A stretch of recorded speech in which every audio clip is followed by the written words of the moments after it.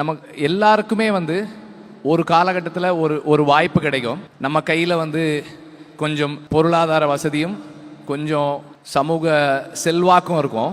அந்த நேரத்தில் நாம் என்ன செய்யணும்னு முடிவெடுக்கிறோன்றதை பொறுத்து தான் நாம் யார் அப்படின்றது தீர்மானமாகுது. அப்படி 15 வருஷத்துக்கு முன்னாடி அன்னைக்கு அவர் நினச்சிருந்தா என்ன வேணால் முயற்சி பண்ணியிருக்கலாம். அவருடைய செல்வாக்குக்கும் அவர் அன்னைக்கு இருந்த செல்வத்துக்கும் ஒரு கம்பெனி ஆரம்பிக்கணும்னு நினச்சிருக்கலாம்.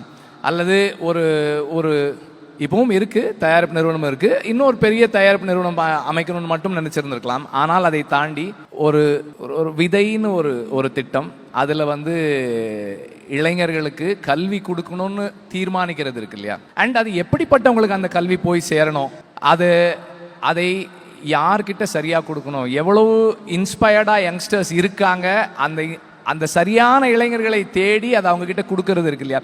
நான் கொஞ்சம் விசாரித்ததில் சொன்னாங்க 98% சக்ஸஸ் ரேஷியோ. அகரம் ஒரு கைனா அந்த மாணவர்கள் இன்னொரு கை. ஏன்னா அவங்களும் 100% அவங்களுடைய உழைப்பை போட்டு இந்த இடத்துல சேர்ந்துருக்கிறாங்க. அப்படிப்பட்ட மாணவர்களை தேர்ந்தெடுக்கிறதுக்கான தேர்வு முறை உட்பட எல்லாமே ரொம்ப சிறப்பானது.